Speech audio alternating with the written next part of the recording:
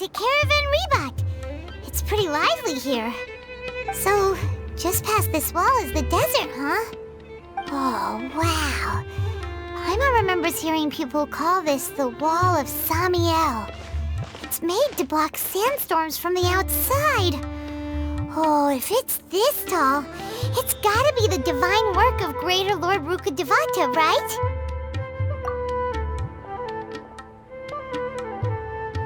Enough gawking. Come on, follow me. Huh? Over here.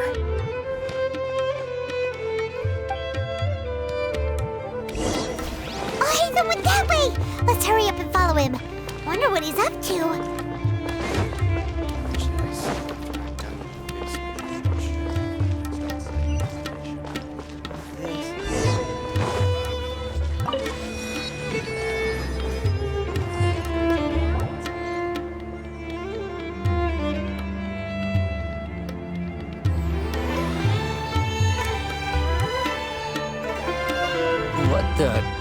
Where did he go? How did we lose him? They were just here a second ago. More Eremite mercenaries? Who are they working for this time? Anyway, Traveler, it seems like we were being followed again. You were too careless. You should have noticed those hopeless amateurs trailing you a long time ago. There's no need to thank me. I've never cared to keep track of personal favors. All I did was correct a mistake I happened to come across. It's a habit I developed at the academia. You really gave Paimon a scare, Alhaitham. We never thought we'd run into you here. Last time we met at Port Ormos, didn't you say you were going back to the academia? Wait, don't tell Paimon that you're here to take us back on their orders. Oh. So you've already landed yourselves on the Academia's hit list. I can't say that I didn't expect it. However, had I wished to turn you over to the Academia, don't you think you'd already be the Eremites' honored guests by now? Oh, right. You do have a point. I have no interest in running errands for that project. As a scholar, I've always belonged to the camp that promotes researcher autonomy. And these days, you're more fascinating than anything the sages can offer. Not quite. To tell you the truth, I'm still investigating the Divine Knowledge Capsule. Unfortunately, I've run into some difficulties. Everyone says the capsule originated in the desert and was eventually moved to Port Ormos. If I am to get to the bottom of this, I must understand how the capsule first came to be. Which brings me back to you and why you're so interesting.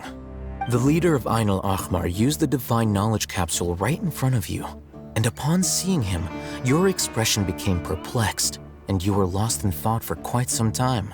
To have that kind of reaction, I think you must have realized something. Are you interested at all in sharing what you've been hiding from me? Alhaitham, you really have a ridiculous eye for detail. What kind of person even notices or remembers stuff like that? So that's your answer. Well, I do work for the Academia after all. So considering that, it is indeed wise to keep your cards close to your chest. But that does prove you do have some undisclosed information about the Divine Knowledge Capsule. Am I right? No matter. Rather than simply learning the answers from you, I'd still prefer to investigate on my own. Speaking of, you two are also headed to the desert? That's right! We have the same plan as you! But we don't really have any concrete goals at the moment. Then I'd suggest starting with Aru Village. It's the largest settlement in the desert, so it'll probably have more resources and intel than anywhere else. Well, would you like to head there together? It's always better to travel with someone you know. Let's go!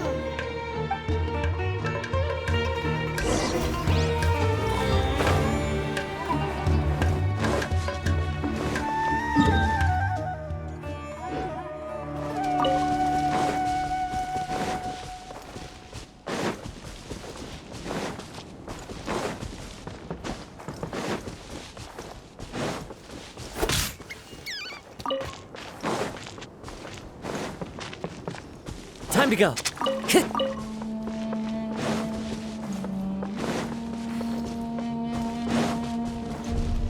Time to go.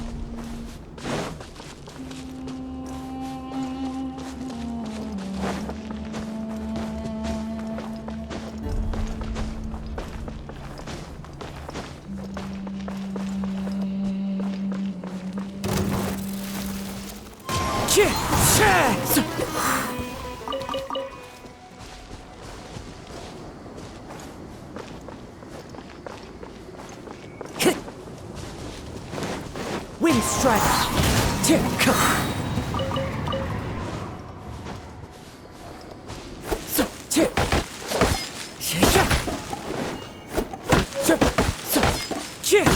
Time to go.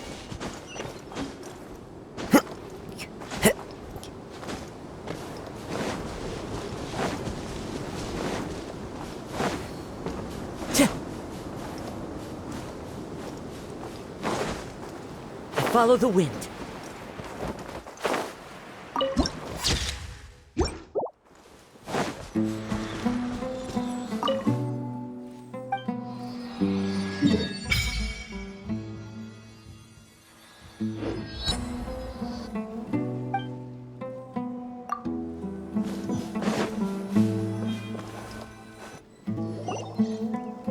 Before us lies Aru Village, the safe haven of the desert folk. Whoa, this landscape is really something else. What a cool place! Let's go check it out!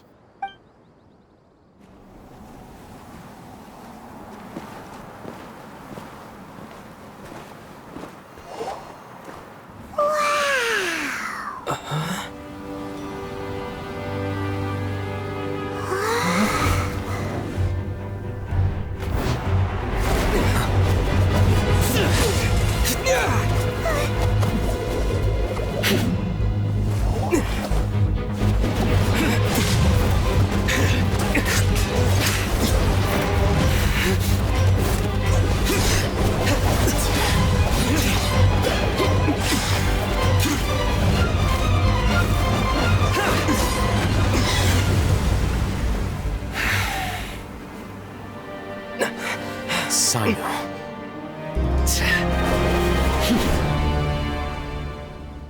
Unless my memory fails me, we have barely spoken 2 words to each other before now at the Academia.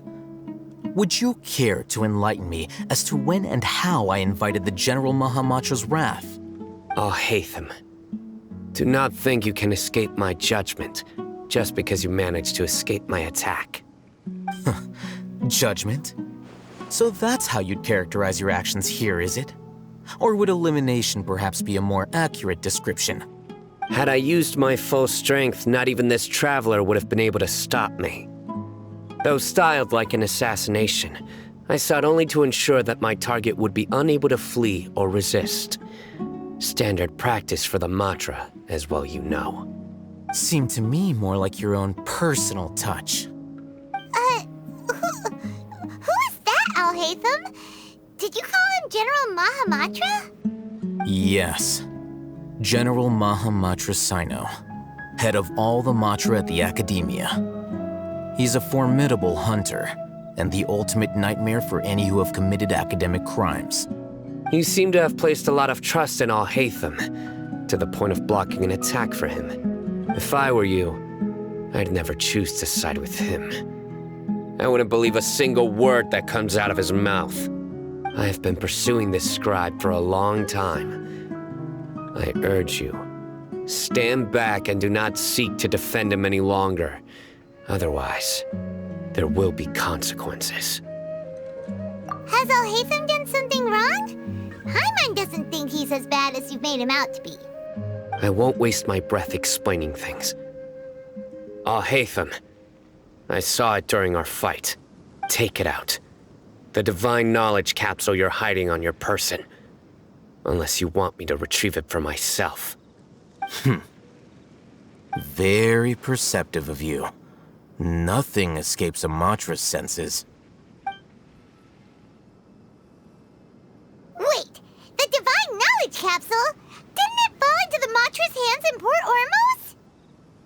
No wonder you speak with such confidence, Sino. But I must admit, I'm very curious. What does this capsule mean to you? And why, as General Mahamatra of the Academia, are you all alone in the desert? As far as I'm aware, the other Matra have been speculating about your disappearance. Have you been given a mission that's, let's say, morally dubious? If I was the real target of your mission, what was stopping you from simply using your authority and resources to judge me within the walls of the Academia? I should have known you'd be difficult to deal with. You two? Ugh! What should we do, Traveler? Paimon feels like we can't trust either of them! Ahem. Well, look at you two, acting all tough and self-righteous over there. Wait, Dia?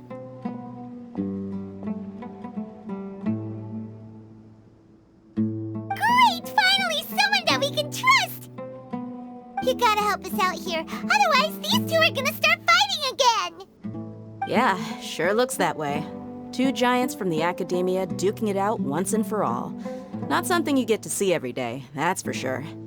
Listen, I know you academic types love to fill up your big brains with self-righteous morality and lord your empty rules and virtues over each other.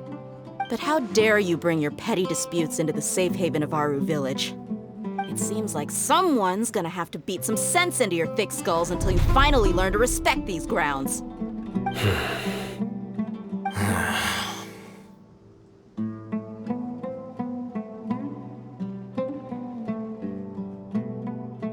Hey, did either of you hear a word I just said? Whoa, what's going on? The wind's so strong! Is this a sandstorm? Paimon's gonna get blown away! Another sandstorm? What's up with these recently? Hey! All of you, over here, quickly! We have to take cover! Someone's calling for us! Oh, this wind is too strong! Let's get over there! That sounded like Candace. Come on, you two. Jeez, are all of you Academia folks such hard work? Move it! All right, stop yelling.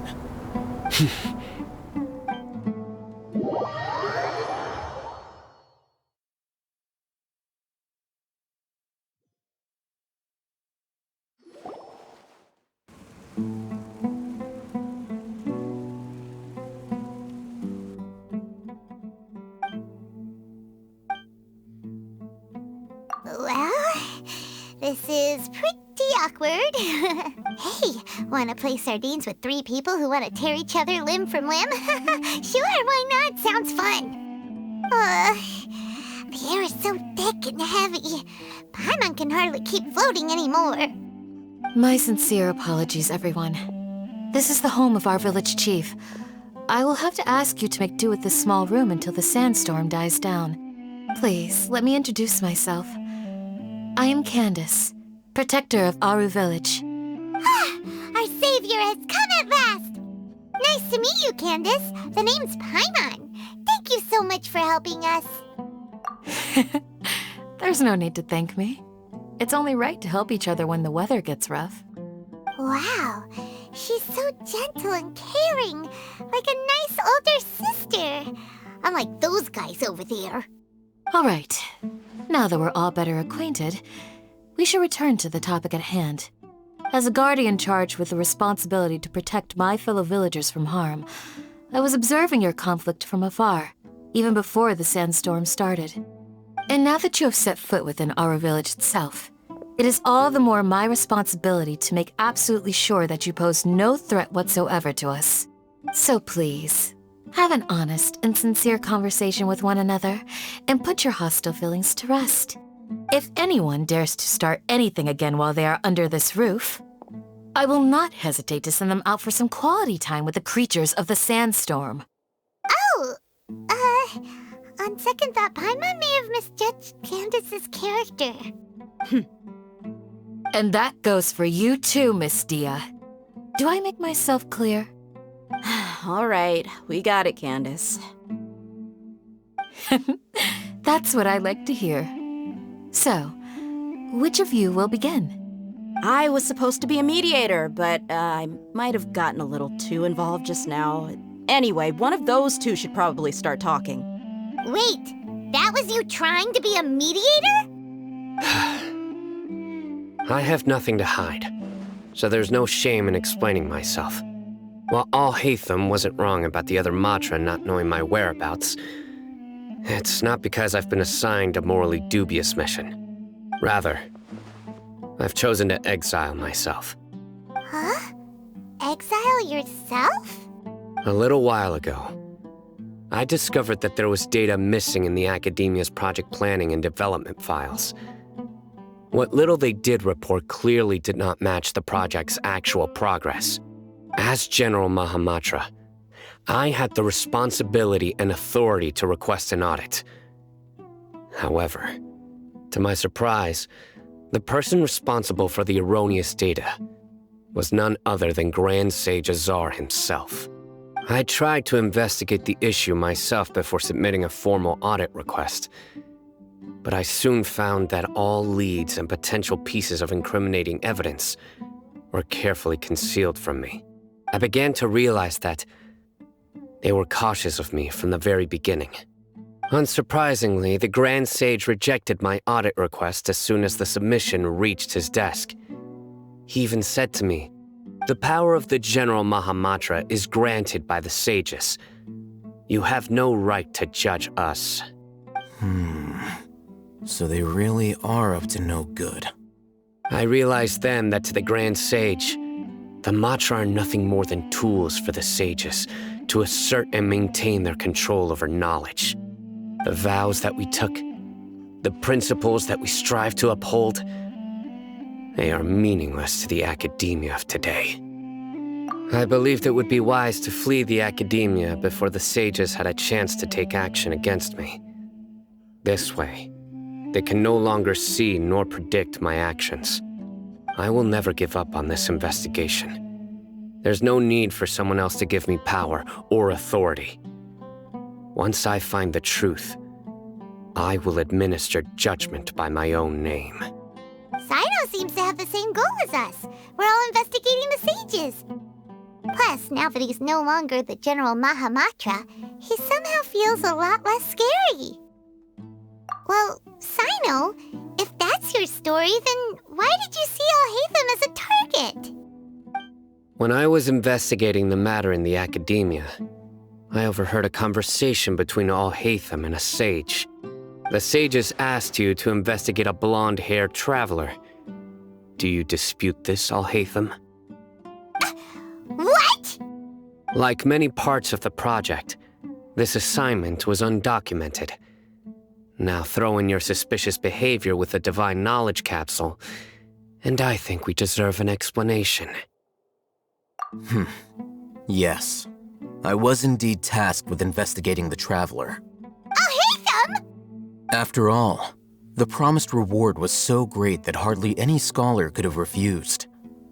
The sage told me, once you've completed this assignment, I can give you a glimpse of divine knowledge.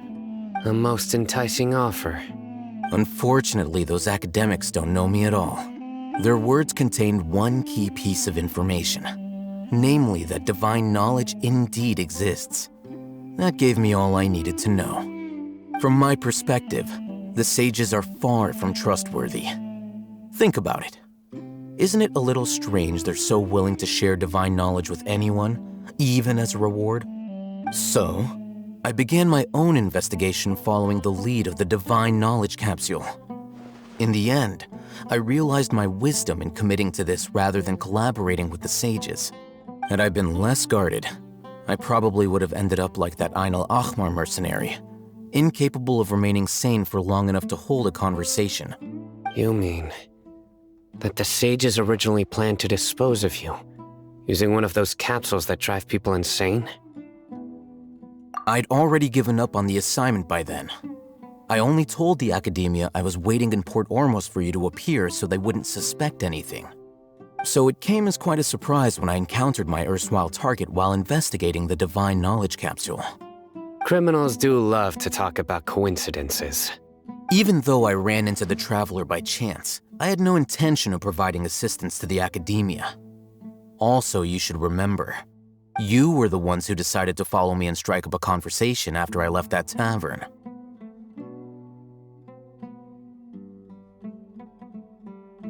That's true. Alhaitham helped us out at Caravan Rebot as well. Maybe he's telling the truth. I'm willing to apologize if that's worth anything to you. I took the Divine Knowledge Capsule behind your back because I judged its existence to be a significant risk. I felt that it would be best for no one to interact with it before it had been properly studied. After all, curiosity often proves to be the most dangerous thing in this land.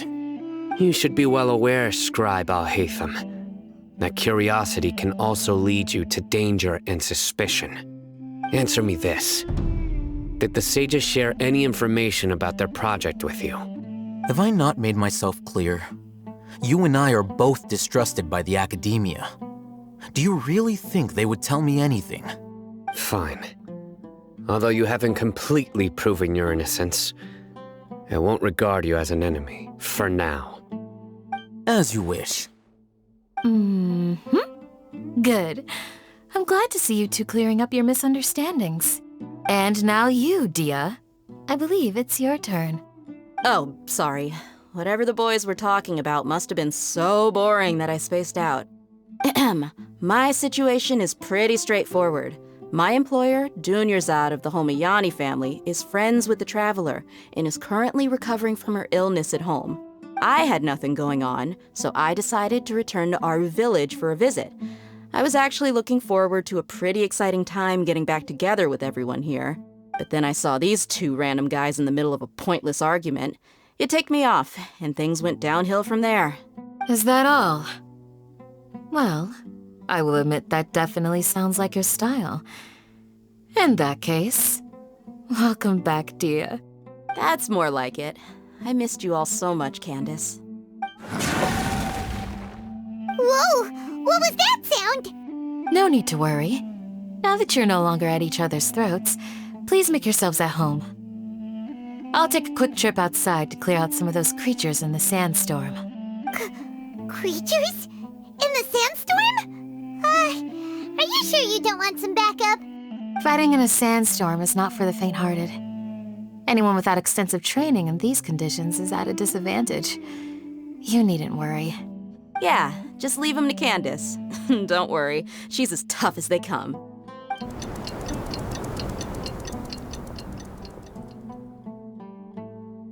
The wind's died down. That means the sandstorm's over, right? Candace still isn't back yet, though. Is she alright? Maybe we should go out and check on her. When you put it that way, even I'm starting to feel a little worried. All right, let's go. We've been here long enough, and the boys are as chatty as the floor.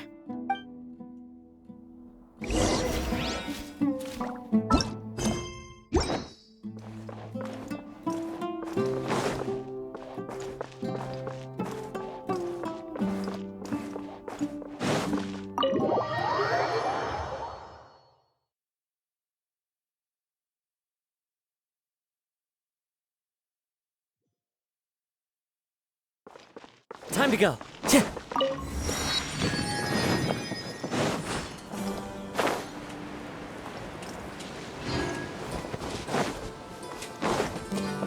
Time to go.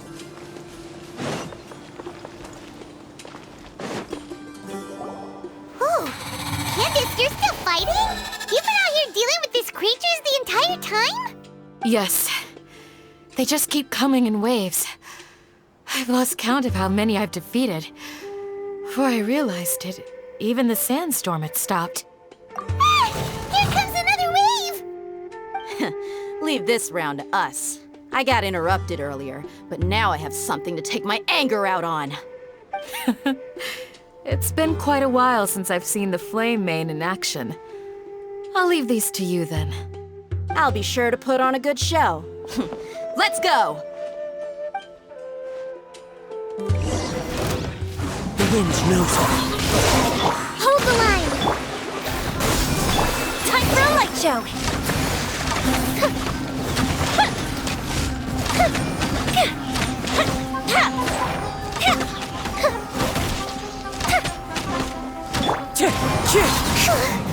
Here comes another wave!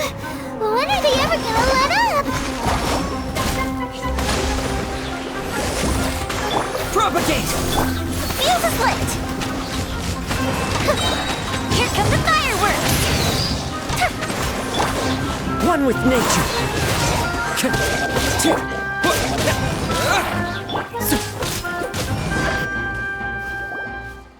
The creatures stopped appearing. Was that the last of them? What we fought just now was probably the aftermath of the sandstorm. So we should be safe for the time being. Well fought, everyone. No injuries, I hope. Huh? Who are you? Ah, my apologies. I haven't had a chance to greet you yet. I had my hands full taking care of the village's elderly and children. I am the chief of Aru Village. Everyone usually calls me Uncle Anpu. Sir, I am also originally from the desert, but I have not been back for some time now. May I ask if such sandstorms are common? I can't say they've always been common, but recently the storms have become increasingly severe and frequent. Besides sandstorms, we also occasionally get earthquakes. According to an investigator who stayed in the village a while ago, these unusual natural phenomena are related to the withering of Irminsul. Another effect of Irminsul's withering. So, Irminsul's withering causes withering zones in the forest, and sandstorms and earthquakes here in the desert? Everything in the natural world is inextricably connected to Irminsul. These regional symptoms can indeed be a reflection of Irminsul's present state. Everyone in Aru Village needs to take good care of themselves. Speaking of which, why haven't I seen a single village keeper since I got here? Village keeper? Who are they? Village guards like Candace? Does your curiosity know no bounds? Village Keeper is how Aru Village refers to mad scholars exiled here by the academia. Most of them are scholars who lost their sanity after a period of training in the Avidia forest. The academia believes that their crazed mutterings may have a negative effect on the psyches of other scholars. So, Alas, that's exactly what we've been trying to investigate. One by one, the village keepers have been mysteriously disappearing without a trace. But no one in the village has ever seen them leave. If you're planning to stay around the village for the next few days, I'd appreciate it if you could keep an eye out for them. I've had encounters with those people in the past. I'll see what I can do to help. The Matra are the ones responsible for their exile. Now that you're no longer with them, are you trying to alleviate your guilt and atone for your past sins? I'm fascinated by how you think. Mock me if you will, but if you are guilty, I will eliminate you, regardless of my position or identity. Oh, you're the former General Mahamatra. You must be an expert in these kinds of investigations. Thank you for your help. Is it because you're reminded of Hypatia? Oh, these poor scholars. First they lose their sanity, now this! We need to help get them back home, safe and sound. But, is it really a good idea to tag along with Sino? You seem like you really don't trust him. I'll be grateful for the assistance. No doubt you will do a better job than some of my former subordinates. Let's start by finding a spot to share what we know so far.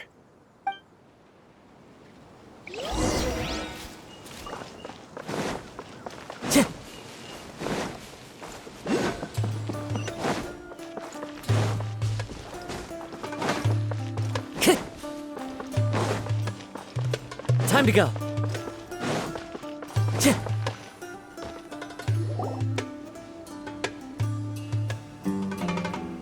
Although I've sent myself into exile, I'm still doing essentially the same things as before. Do you still have any questions for me before we start our investigation? One of my former subordinates told me that this title has its origins in a strange incident. The academia has long exiled mad scholars to Aru Village. A mysterious phenomenon exists here. When mad scholars first arrive, they are as incoherent and deranged as before. But after spending some time here, they invariably begin to calm down. Initially, the people of Aru Village greatly resented having to take in the mad scholars. But a strange incident one night changed that. Aru Village was struck by the strongest earthquake in living memory. Seeing buildings on the verge of collapse all around him, the then chief of the village was preparing to take everyone to safety. Suddenly, he noticed a mad scholar crouching in a corner, caressing the ground with his hands. A soft, green light radiated from him, like a divine glow against the backdrop of night. Despite the powerful tremors that ripped through the ground that night, all the houses remained upright, almost as if they had grown roots reaching deep into the ground. In the end, not a single building collapsed, and no one was hurt. After that, the people of Aru Village treated the mad scholars with greater kindness, and began to refer to them as the village keepers. A soft green light? A mad scholar protecting Aru Village? What do you make of it, Traveler?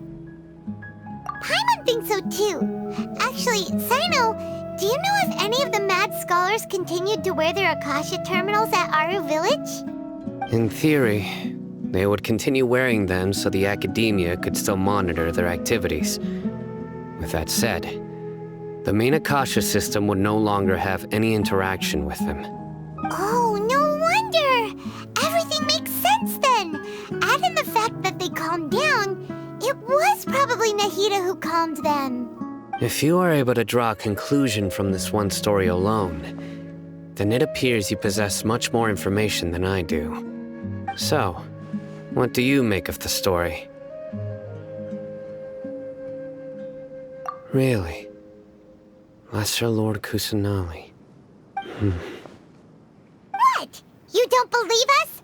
Lesser Lord Kusanali was definitely using the Akasha to give her power to the mad scholars! No, it's not so much that I don't believe you. I'm just struck by your reasoning. Lesser Lord Kusanali, the current Dendro Archon, is she really active in Sumeru? The Academia has always placed far greater importance on the late Greater Lord Rukkhadevata. They've more or less ignored Lesser Lord Kusanali, and I've never had any reason to doubt their views. In addition, I've never heard any stories about Lesser Lord Kusanali and her deeds. To me, she might as well have been a god that never existed. No way! Nahida definitely exists! She's a... How should Paimon put it? She's a good Archon who's kind and wise, even if she says weird stuff sometimes. I've spent many years interrogating criminals, so I can easily tell when someone is lying. Good! Then you should know that we're telling the truth! That look in your eyes.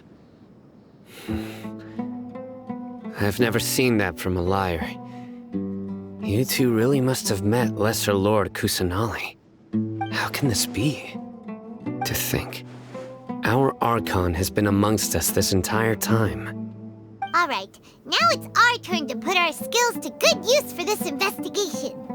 But easier said than done, especially since we don't have any leads. Maybe we can start by knocking on some doors. Excuse me, are you here to help me find my grandpa? Huh? Who are you? By the sounds of it, a resident of this village. My name is Isak. You'll help me find my grandpa, right? Is your grandpa a mad scholar? Hey, don't say that. Grandpa is just Grandpa. Why do you have to call him that? It's not like he's a bad person or anything. The person you're referring to is not a local. Yet you are. Why do you call him Grandpa? Grandpa is just Grandpa. He's my family. I heard everything you said to the village chief. Please, you gotta take me with you. I want to find my grandpa. I swear I'll help. I won't be a nuisance. Ah, So you're the one who was eavesdropping on us around the village chief's house. I was planning to go out and take care of whoever it was, but I had a vague feeling that they didn't harbor any ill intent. Whoa. Hatham wasn't kidding about Matra having sharp senses. Sino, he's just a kid. All he wants is to find his grandpa. Let's find a way to help him. Sorry. I was only listening in because I wanted to know where Grandpa went. Honest. If you don't believe me, you can ask Miss Candace. All right.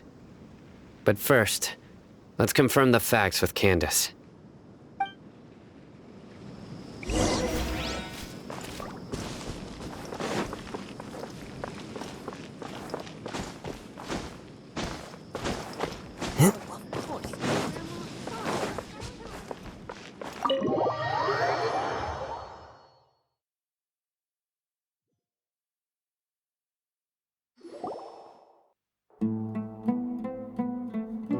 Sino is super vigilant.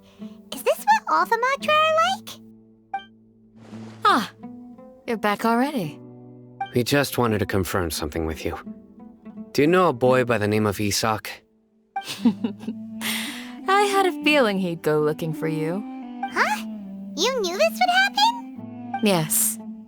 Although he tried his best to stay hidden, I still noticed him eavesdropping outside the window. He really wants to get his grandfather back. Isak's parents were both Aramite mercenaries who rarely returned to the village after finding employment in the city. He was raised by his grandfather. Unfortunately, it was only a few years before his grandpa passed away. Isak was still very young at the time, so various families in the village took turns caring for him so he could survive. Later, an elderly mad scholar arrived at the village. Isak thought the scholar bore a striking resemblance to his grandfather, and thus often spied on the man. However, the scholar was unkempt in appearance and incoherent in speech. Although Isak referred to the man as his grandpa, he was afraid and didn't dare to approach him. One summer night, the oft mumbling and bumbling grandpa suddenly calmed down and seemed to become more lucid. He even noticed Isak hiding in the distance. So Grandpa walked up to Isak and patted him on the head. He even took Isak to the entrance of the village, where he patiently taught the boy the names of the stars, and accompanied Isak until he fell asleep. The next morning, Isak woke up and wanted to go find his grandpa again, only to realize his grandpa no longer recognized him. However, even so, Grandpa retained his calm expression. It's said that those who saw the scholar claimed he no longer appeared to be crazy, but appeared to be living in his own world, almost as if he were sleepwalking. Isak was thrilled that his grandpa was able to find peace, and would follow him all the time, asking him things like, "Grandpa, want me to take you somewhere fun?" Or, "Grandpa, could you tell me stories about the stars again?" All this somehow just makes Paimon feel really sad. It seems like they both deserve so much better. Perhaps. Nearly everyone who lives in the desert has some form of hardship or regret. But even so, we must still continue on with our lives. It's also my reason for fighting. I must continue to protect this land.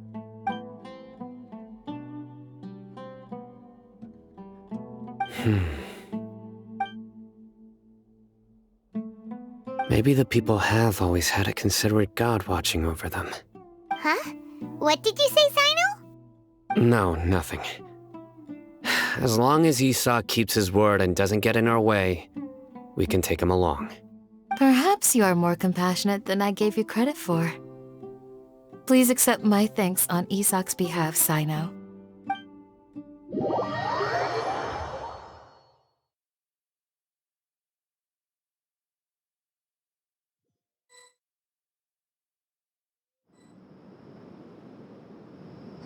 Hey, Isak! Oh, it's you guys! We've cleared everything up. Let's go find your grandpa. Really? Wow! Thank you so much! Yeah! All right. Let's ask the local residents some questions first.